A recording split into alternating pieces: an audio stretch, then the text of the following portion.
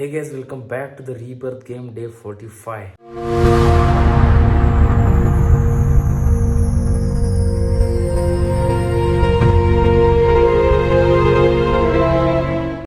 तो अभी बजे रात के 2:10 और आज का व्लॉग मैं सोच रहा था कि स्किप करूँ, एक डे का ब्रेक लेता हूँ। बट एट द एंड मैं हर एक व्लॉग के बीच में या फिर एंड में बोलता हूँ कि मुझे 1000 डेज की जो स्ट्रीक है वो विदाउट एनी ब्रेक करनी है। जो हमारा मेन मोटो है, डेली 7:30 AM को व्लॉग पोस्ट करना, वो मस्ट रहेगा।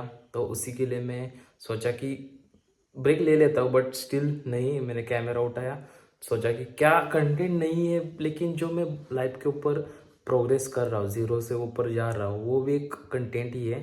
तो मैंने सोचा कि बता देता हूँ। जैसे कि पिछले 2 व्लॉग में आपने जो इंसिडेंट हुआ 10th का, जो 10th के पीछे की लाइफ थी, कैसे मैंने चैलेंज लिया था और चैलेंज कंप्लीट किया, उसका रिजल्ट वो सब असली था और मैंने बता दिया। तो 10वीं का हो गया सीन। उसके बाद का क्या, तो 2018 में मेरी 10th कंप्लीट हो गई। तो सब तो ऑब्वियसली गैस 10th पे 95% पढ़े, तो घर वालों को लगा कि नहीं, अब इसको अच्छा और पढ़ाई करने के लिए आगे भेजा जाए, ताकि और थोड़े 11th-12th में अच्छे मार्क मिलेंगे तो मैं इंजीनियरिंग भी अच्छे कॉलेज से कर लाऊंगा। क्योंकि मुझे ये जर्नी में आगे जाके कंटेंट क्रिएटर या फिर यूट्यूब में मीडिया फील्ड में आने वाला था, ये मुझे पता नहीं था। तो पहले कैसा रहता है, जो फैमिलीज रहती है उनमें क्या रहता है, एक ऑथेंटिक जो क्या बोलते हैं एजुकेशन का ग्राफ बना होता है ना, कि 10th के बाद 11th-12th के बाद इंजीनियरिंग या तो मेडिकल। तो इंजीनियरिंग करनी है तो ए ग्रुप, मेडिकल करना है तो बी ग्रुप, और इंजीनियरिंग से इंजीनियर करके इंजीनियरिंग का जॉब आईटी सेक्टर या मैकेनिकल किसी भी फील्ड में, या डॉक्टर की करके कोई भी खुद का क्लिनिक या ये। तो ये दो ऑप्शंस हर एक किसी के पास होते हैं और हर कोई उसी पास जाता है, मतलब ग्रेजुएशन मस्ट रहता है। तो मैंने भी वही रास्ता चुना 11th-12th का। तो घर वालों ने सोचा कि नहीं, एक अच्छे इंस्टीट्यूट लेवल पे पढ़ाते हैं। तो क्या सीन हुआ ना गाइस, कि 10th तक मैं घर में ही था, घर के बाहर, मतलब घर से ही हमारी 10th तक का एजुकेशन कंप्लीट हुआ। कभी बाहर रहने का एक्सपीरियंस नहीं था कि घर के बाहर कैसे रहा जाता है। हाँ, रिश्तेदारों के घर आप कितने रिश्ते, ज़्यादा से ज़्यादा 10 या 12 दिन रहते हो, लेकिन वहाँ पे भी वो अपने घर वाले लोग रहते, तो वो फीलिंग अलग रहती है। बट आप घर से बाहर पढ़ाई के लिए जाते हो, ज़्यादा 1-2 साल रहते हो वहाँ पे, तो वो एक फीलिंग क्या रहती है, वो स्टार्टिंग के फेज़ में क्या इश्यूज आते हैं कि घर की याद आती है, यही इश्यूज ज़्यादा रहता है। और सेकंड कि हम अपना कंफर्ट जोन छोड़ के किसी अलग जगह पे जाके पढ़ाई करना स्टार्ट करते हैं। तो वही मेरे लिए था कि हमने चूज़ किया वाई, जो सातारा डिस्ट्रिक्ट में है। यहाँ से हमारे गांव से लगभग 175 किलोमीटर पे है, जहाँ पे दिशा एकेडमी एक 11th-12th की इंस्टीट्यूट स्कूल थी, जो कि जेई और सीईटी एमबीबीएस के लिए जो एग्ज़ाम थी, नीट, उसके प्रिपरेशन के लिए खास तौर पर बनाई गई थी। तो अब उस टाइम पे जो ज़माना था ना, 2017 से 21 तक, उस टाइम पे एक लहर आई थी कि हर कोई जेई या फिर सीटी करने के लिए बाहर ही जा रहा था पढ़ने के लिए। यानी कि कोटा, आपने राजस्थान, एलन, रिलायंस वगैरह का वो नाम सुने थे उस टाइम पे, हमारे मतलब वो बैच हमारी थी कि उस टाइम पे क्रेज या फिर ऐसी लहर आई गई थी कि हर कोई गांव से भी बच्चे जा रहे थे राजस्थान पढ़ने के लिए, या फिर लातूर जा रहे थे घर छोड़ के। हर किसी को लगता था कि नहीं, ऐसे जगह पे पढ़ेंगे तो अच्छे मार्क्स लाएंगे और वहाँ पे अच्छे पढ़ाते हैं, और फीस भी ज़्यादा रहती है। तो लोगों को लगता है कि नहीं, अगर इतनी फीस ले रहे तो कुछ तो वैल्यूएबल चीज़ें ऐड कर रहे होंगे ना वो स्कूल में।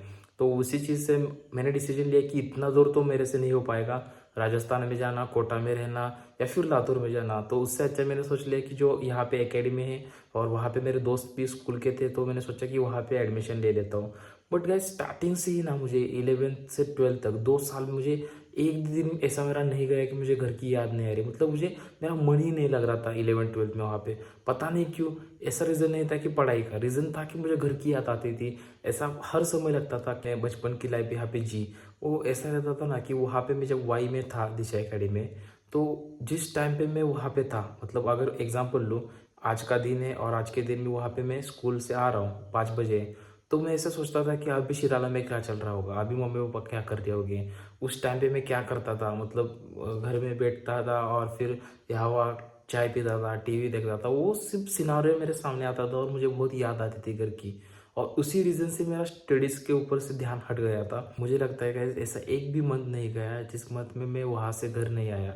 मैं हर मंथ आता ही था और आने के बाद क्या होता था ना गाइस कि 1-2 दिन नहीं 4-5 दिन में ही रहता था, क्योंकि घर यहाँ से जाने की फिर मुझे इच्छा ही नहीं होती थी। इतना मुझे वो डर ही से लगता था, क्योंकि वहाँ का एक शेड्यूल ऐसा टाइट था ना कि सुबह जल्दी उठना, सुबह जल्दी यानी कि 6 बजे, और 6 बजे उठने के बाद सब फॉलो करना।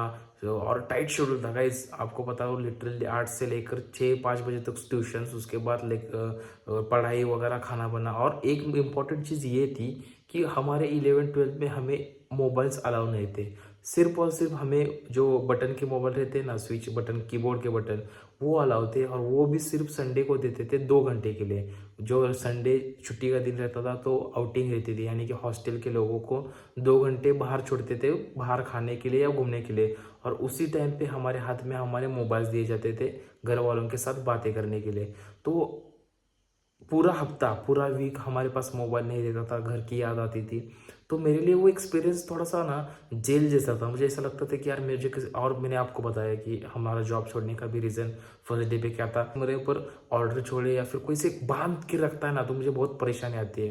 मैंने जैसे बोला कि 2-3 घंटे में एक जगह बैठ के काम भी नहीं कर पाता।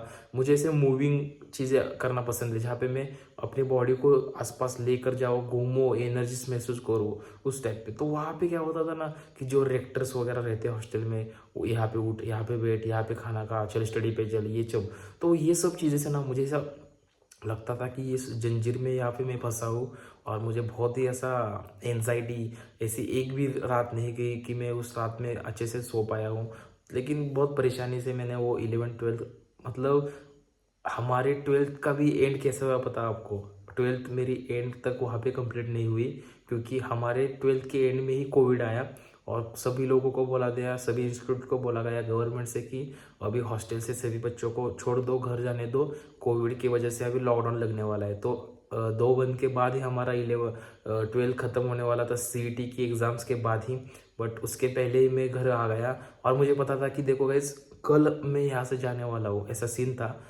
और मुझे उस दिन भी मतलब मेरा मन नहीं लग रहा था, क्योंकि क्या हुआ था, क्या डोंट नो, किस टाइप की एनर्जीज फील करता था, कोई आइडिया नहीं। बट स्टिल क्या, छोड़ो अभी क्या ही बोलूँ। फिर क्या हुआ ना कि उसके बाद मैं यहाँ पे आ गया। 11th-12th का वो 2 साल मैंने काट दिए। जब कोविड चालू हुआ तो हमारी एग्ज़ाम पोस्टपोन होती गई, जब तक कोविड नॉर्मल लेवल पे नहीं आया। और फिर हमारा 12th का रिटर्न एग्ज़ाम तो मेरा हो गया था, जो एचएससी बोर्ड का था। बट हमारी सीईटीज की एग्ज़ाम थी, वो रह गई थी। और हमारे टाइम के पिछले बैच से ही ऑनलाइन सीईटी चालू हो गई थी। उससे पहले सीईटी पेपर पे थी, जो हमें राउंड राउंड गोल लगा भर के एग्ज़ाम देनी थी। तो 1 साल लगभग चला गया, फिर कोविड थोड़ा सा कम हो गया, और फिर हमारी एग्ज़ाम्स ऑनलाइन हो गई। वो भी कोविड के कारण बहुत रिस्ट्रिक्शंस के साथ हो गई, जहाँ पे बैचेस थे अलग अलग बैचेस के अलग अलग पेपर्स थे, तो वो मैंने कर दिए।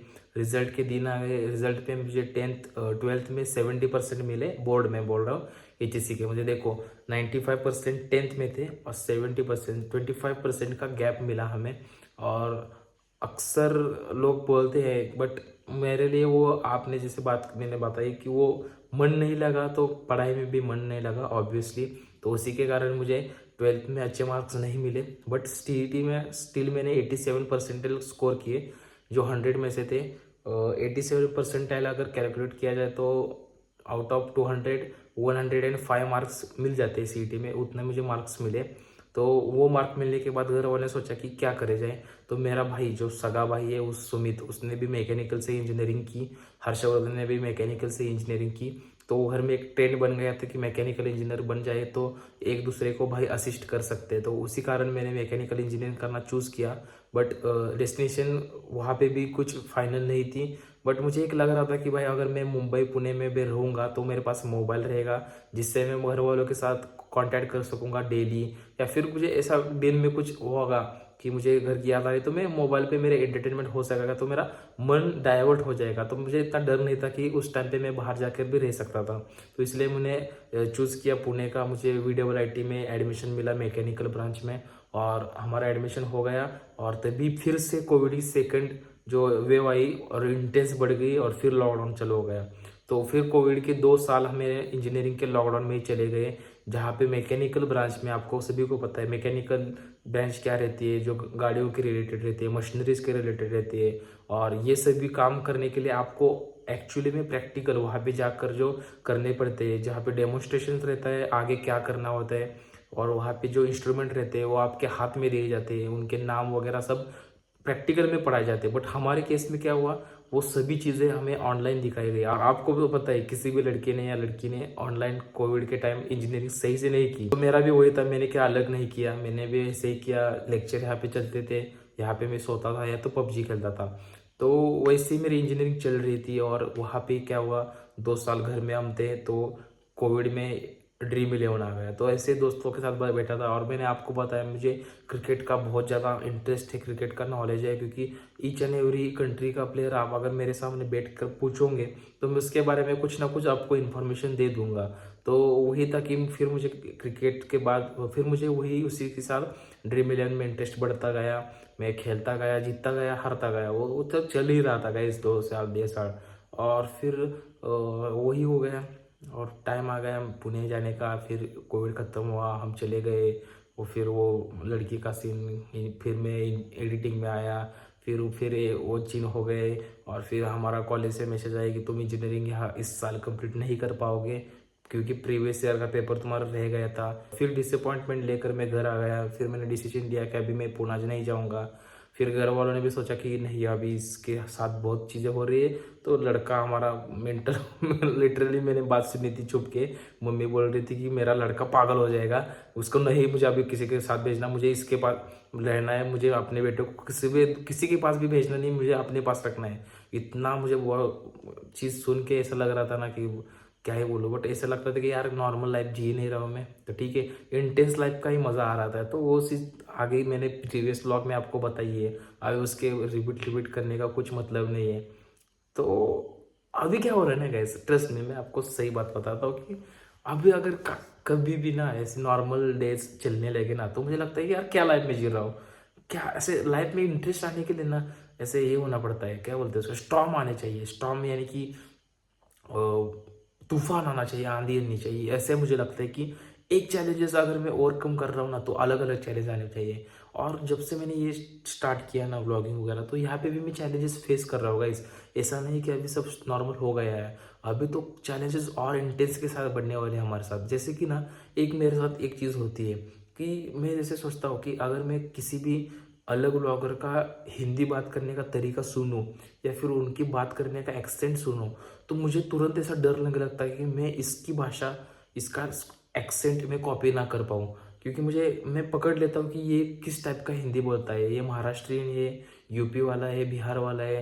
क्योंकि मैं हमेशा परफेक्शनिस्ट के पीछे भागता हूँ। मुझे ऐसा लगता है कि मेरा हर एक व्लॉग परफेक्ट होना चाहिए, और वही मेरे पॉजिटिविटी या नेगेटिविटी मुझे पता नहीं। लाइफ में ऐसा लगता है कि एक दिन भी कुछ चैलेंजेस नहीं है तो कुछ नॉर्मल सा डे नहीं लगता गैस। तो वही चीज़ थी। तो देखो अभी भी हाथ में ही पकड़ के देखो, ऐसा हाथ इसके ऊपर लगा कर ब्लॉक कर रहा हूँ। ट्राइपॉड हमारे पास अभी 2-3 दिन नहीं है। तो वही चीज़ थी। तो वही था गैस, ठीक है, मिलते हैं डे 46 में। तब तक के लिए लाइक करें, फॉलो करें, सब्सक्राइब करें, शेयर कीजिए। बाय।